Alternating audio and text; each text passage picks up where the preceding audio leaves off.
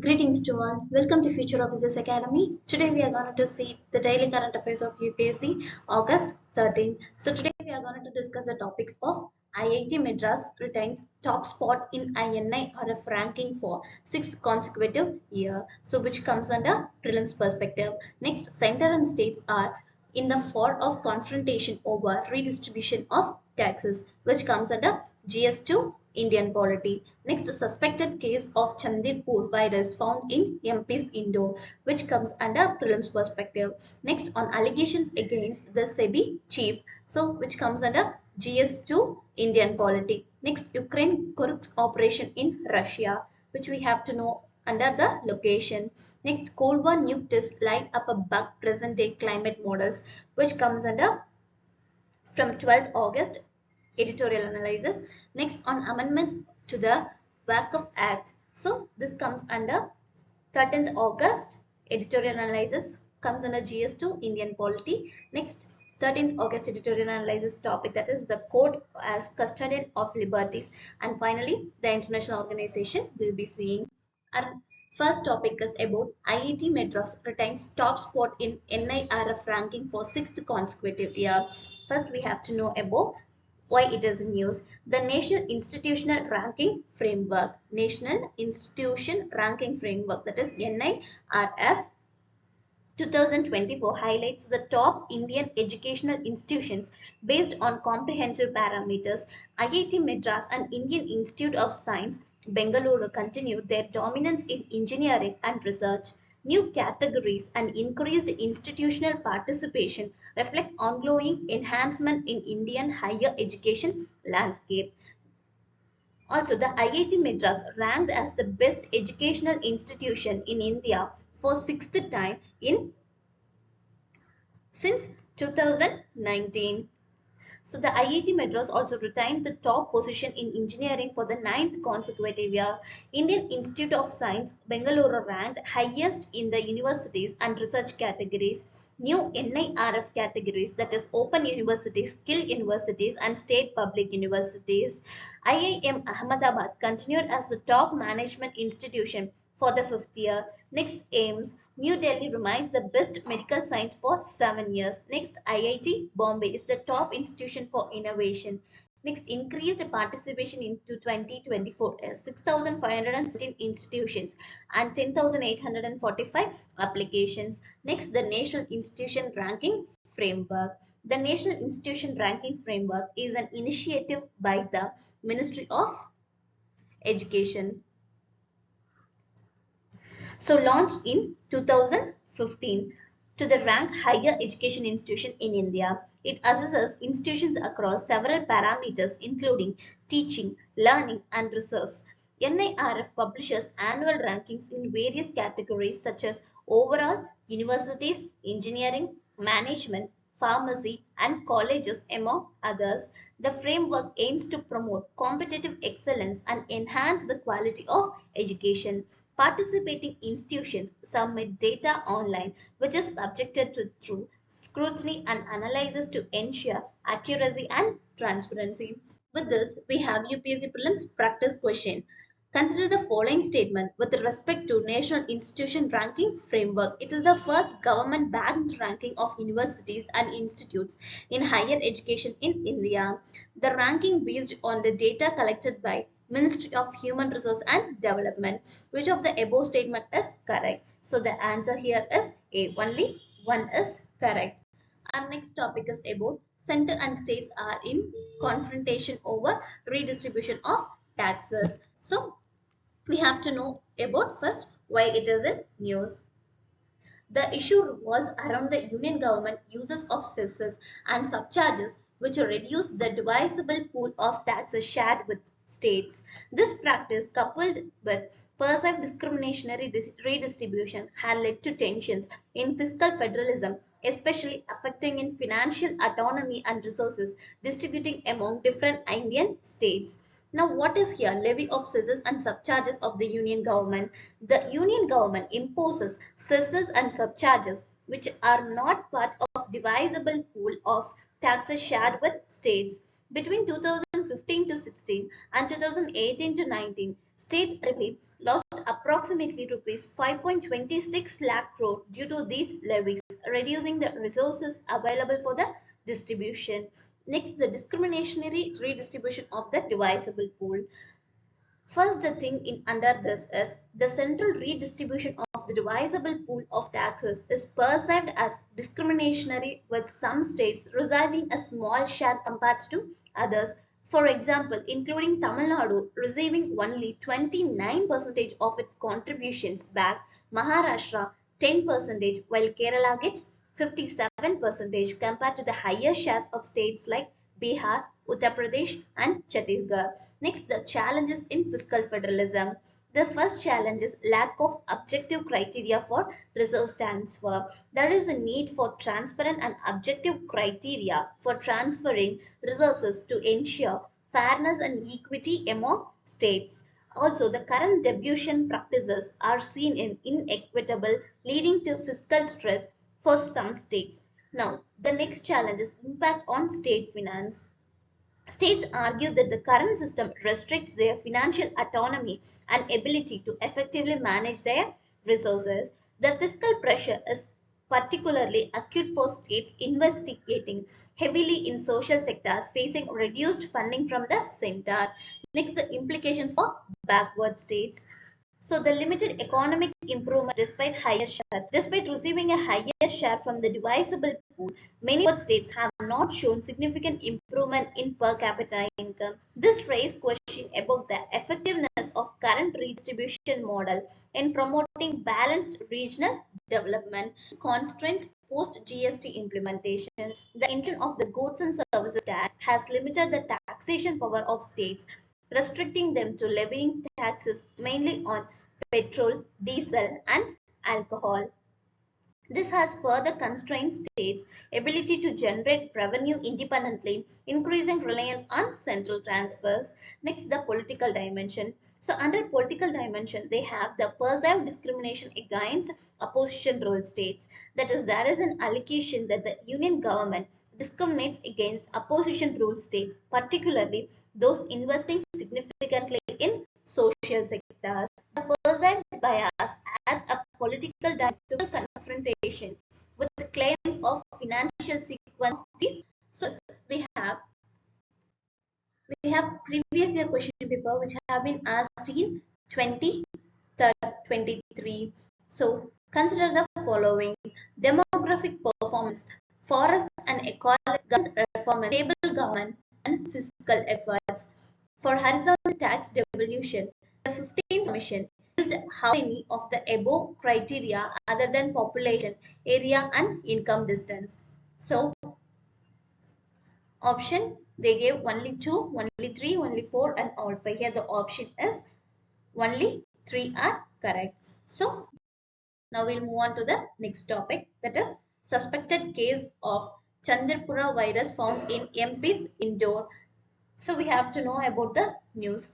In Indore, Madhya Pradesh, a 20-year-old man showing symptoms of the Chandipura virus such as flu, cold, and cough had his sample sent to Pune for testing. Union Health Minister JP Nada reported 53 confirmed cases in India, with 51 from Gujarat, including deaths. Next, the Chandipura virus. Its origin is from Tnpsc virus was first identified in 1965. So, in a village of Chandipura in Maharashtra, India, the transmission is the virus is primarily transmitted by sandflies, particularly the Phyllobotomus species. Phyllobotomus species.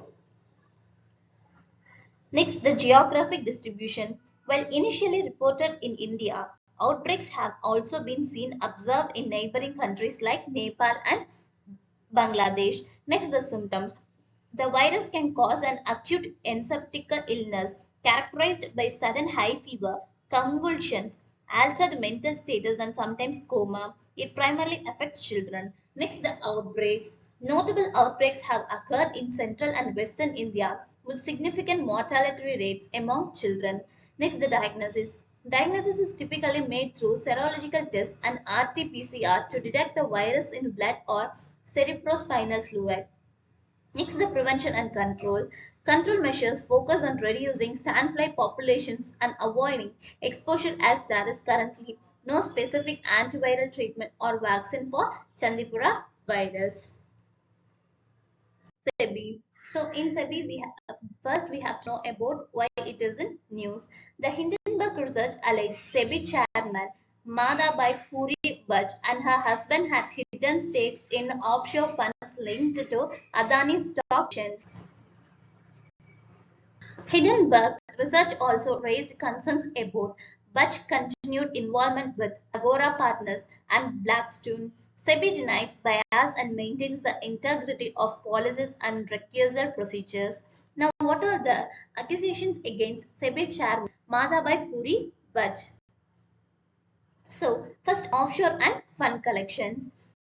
Hindenburg research alleged that Madhabai Puri Bach and her husband Dawal Bach held stakes in offshore funds based in Bermuda and Mauritius, which are linked to the Adani Group. These funds are purportedly used in Vinod Adani, brother of Gautam Adani, raising concerns about a conflict in interest. Next, the financial opaquity. The report highlights that Mr. Bach fully owned a consulting firm, Agora Partners, during the tenure at SEBI. Now, what is the conflict of interest Blackstone? Hindenburg alleges that Dawal Bach was appointed as a senior advisor at Blackstone, a major player in the real estate investment trust market, while Madhabai Puri Bach was leading SEBI. The report claims that under her leadership, SEBI approved regulatory changes that favor REITs, benefiting the stone. Now, next, the state of the ongoing investigation by SEBI. And thus first we have to see about Supreme Court oversight. The Supreme Court has directed SEBI to investigate the allegations made by Hindenburg Research. The court has set a timeline for SEBI to complete its investigation into specific allegations, emphasizing the need for accountability in the ongoing inquiry. Next, the understanding short selling.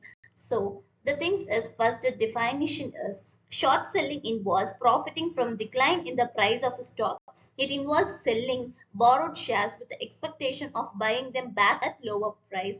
For example, selling 10 shares at rupees 100, each results in 1000. If the price drops to 85, buy back shares cost rupees 850, yielding a profit of rupees 150. So while short selling can help addresses market imbalance and ensure price efficiency, it can also be used for market manipulation and described by the US Securities and Exchange Commission as a bear right. So with this, we have previous year question which have been asked in 2015. So in the light scan, the 2000 the changes brought in corporate governance to ensure transparency, accountability. So you can practice on this question. Our next topic is about Ukraine's Kursk operation in Russia. So we have to know about why it is in news first. Ukraine troops have advanced up to 35 kilometers in Russian territory in the Kursk region. Now, what is the Kursk operation? The Kursk operation marks a significant escalation in the ongoing conflict between Ukraine and Russia. The operation has been characterized by intense fighting with the reports of casualties. Now we have to know about this region, that is Kursk region. It is located in the western part of Russia, bordering Ukraine to the southeast. So we can see here. Here it is the region here. The region holds historical significance. Battle of Kursk as the site of which took place from July to August 1943 and is recognized as the largest tank battle in history during World War II. The Kursk region is rich on iron ore, which has led to substantial mining operations in the area. The region experiences a continental climate with cold winters and warm summers. Next, the significance of the operation of Ukraine. The first thing is strategic leverage. Ukraine's position in future negotiations by capturing Russian territory for potential land exchange. Next, the buffer zone creation enhances security for concerned Ukraine areas by establishing a protective buffer on Russian soil. The military diversion forces Russia to redeploy troops, weakening their main front lines and easing pressure to Ukraine forces. So, with this, we have the prelims question which have been asked in previous year 2023. Consider following pairs.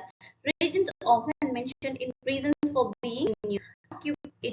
War with Armenia, Azerbaijan. Next, Nagorno-Karabakh insurgency in Mozambique. Kherson and Zaporizhzhia dispute between Israel and Lebanon. How many of the above pairs are correctly matched? So here the answer is D. None of them are correctly matched. So our next topic is Cold War.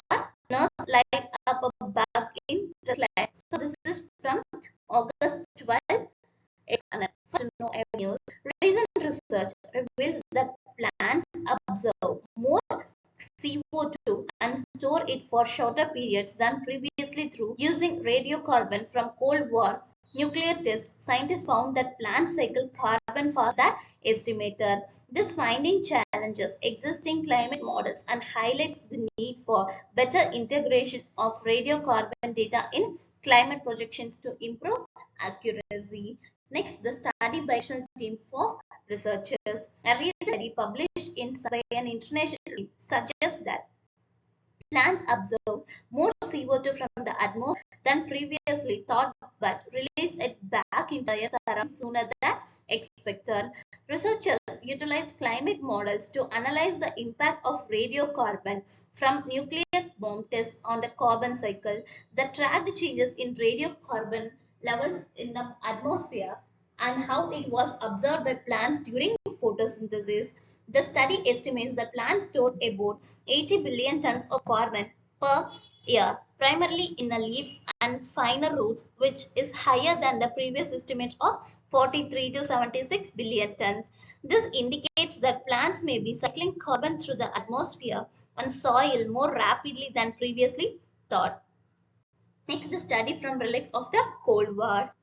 The nuclear bomb test conducted in the Cold War inadvertently provides scientists with the valuable data for climate research. The study estimates also the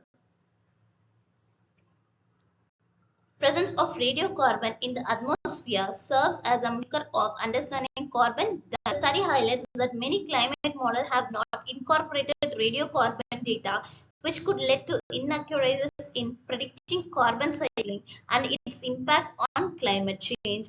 Now, how was this whole system a cycling? The things is first accelerated exchange and implications of climate mitigations. So these are the main things. Now, what are the way forward for this? The first thing is incorporated radiocarbon data, and the next is develop dynamic carbon cycle models. So this EPSC previous year question which I asked in 2018. So, which is are the consequences and consequence of the country becoming the member of nuclear suppliers of group? It will have access to latest and most efficient nuclear technologies. It automatically becomes a member of the Treaty of Non-Proliferation of Nuclear Weapons, that is NPT. Which of the following statement given is above is correct? The answer is A. Only first statement is correct. So next vote on amendments to the WAG Act. So from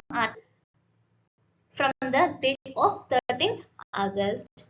So we have got the news first. The Union government introduced a bill to amend the 1995 WACF Act, aiming to enhance regulatory control of properties and include non-Muslims in management boards. This reform seeks to improve efficiency but faces criticism for potential infringement on religious rights and lack of stakeholder consultation. Next, the introduction of bill. On August 2024, the Union government introduced a bill in Lok Sabha to amend the 1995 WACF Act. The draft legislation proposed to be named and Unified WACF Management, Empowerment, Efficiency and Development Act 2024, seek to improve the efficiency of the administration and management of WACF properties. Several opposition parties have accused the government of introducing the bill without adequate consultation with stakeholders, claiming it encroaches on the Muslim community religious rights. Next, the understanding Waqf in Islamic law. In Islamic law, Waqf refers to the property dedicated in the name of God for religious and charitable purposes. Waqf properties include movable or immovable assets set aside for public good, supporting mosques, schools, or the poor. Such properties cannot be transferred, sold, or inherited once designated as Waqf. Non-Muslim can also create Waqfs if they align with Islamic principles. Next, the regulation of Waqfs in India. Here, it was governed by 90 Waqf Act that involves a survey by state to identify the Waqf properties with the list maintained by the state Waqf board. Now, what are the roles of this Waqf board? So, 1995 Act establishes Waqf board to oversee the property management. Board consists of a chairperson, state government nominees, Muslim legislators, Islamic scholars, and mutawali. Next, a full-time chief executive officer required to be a Muslim heads each board. The board manage the properties, can recover lost assets, and sanction property transfers with a two-third majority. Amendments in 2013 made it nearly impossible to sell these properties. Now, what are the key challenges seen here? The definition have been changed. Government property, the beneficiaries, survey responsibility, centralized registration system, disputed properties, non-Muslim inclusions, the tribunals, audit and oversight, judicial intervention are the key changes. The potential implications are some scholars have supported the amendments as a positive but stress that need to measure protecting these properties without infringing on religious freedom under Article 25 of the Constitution. Questions whether similar non-Muslim participation would be acceptable Hindu temple boards and criticizes increased government control as contrary to economic liberalization principles. The bill has been referred to a joint parliamentary panel for further scrutiny after opposing from the Congress-led Indian bloc. So, with this, we have the UPSC prelims question which have been asked in 2019. Which article of the Constitution of India safeguard one's right to marry a person of one's choice? So, the article is B, Article 21. So, our next topic is about the top court custodian liberties. First, we have to know about the news first. The Supreme Court of India granted bail to former Delhi Deputy Chief Minister Manish Sisodia, emphasizing the importance of individual liberties and the right to speedy trial. The decisions highlighted issues with India's criminal justice system, including prolonged pretorial detentions and the misuse of stringent penal laws like the PMMLA. Next, what are the previous judgments on this right to speedy trial? The Supreme Court referred its earlier judgments, including Kashmira Singh 1977, P. Chidambaram 2020, and the Satinder Kumar until 2020, which established the right of speedy trial, its fundamental article under 21 of the Constitution. Here, why constitutional is mandate? The Supreme Court ruled that the right to bail in cases of delay should be integrated into section of 439 CRPC and section 45 of the Prevention of Money Laundering Act PMMLA. Next, what are the challenges in the criminal justice system? The criminal justice system faces significant challenges due to delays where procedural complexities become punitive. Next, the issues like justice being hindered by legal technicalities and recognized in cases such as Sushil Kumar Sen 1975 and Rani Kusham. Now, what are the restoring liberty here? By granting Mr. Sisodia bail, the Supreme Court has addressed previous ambiguities and upheld the principles of the bail and individual freedom. With this, we have to know about what is money laundering. So, the money laundering is the complex process which used by the individuals and organizations to conceal the origins of illegal obtained money. It involves making illicit funds appear legitimate through its series of transactions. Now, what is PMLA?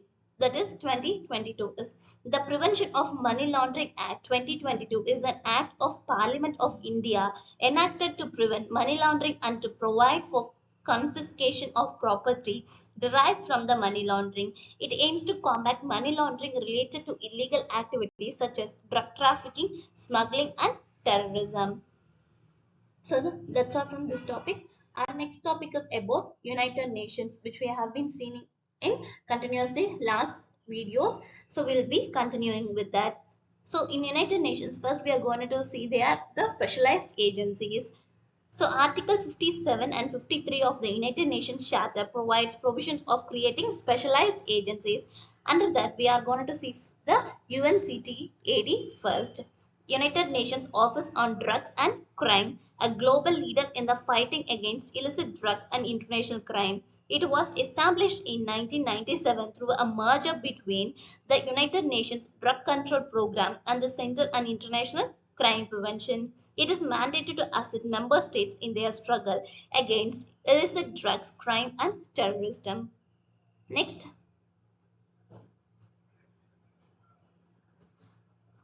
UNHCR,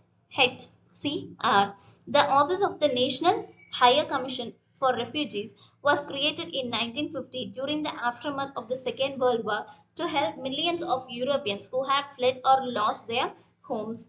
So, in 1954, UNHRC won the Nobel Peace Prize in groundbreaking work in Europe. The start of the 21st century has seen UNHCR help with major refugee crises in Africa, the Middle East, and Asia. It also uses its expertise to help many internally displaced by conflict and expanded its role in helping stateless people. Next, the ESCAP. So, United Nations Economic and Social Commission for Asia and Pacific is the main economic and social development center for the UN in the region, headquartered in Bangkok, Thailand in 1947. It responds to the development needs and priorities to the region through its conveying authority, economic and social analysis, normative standard setting, and technical assistance.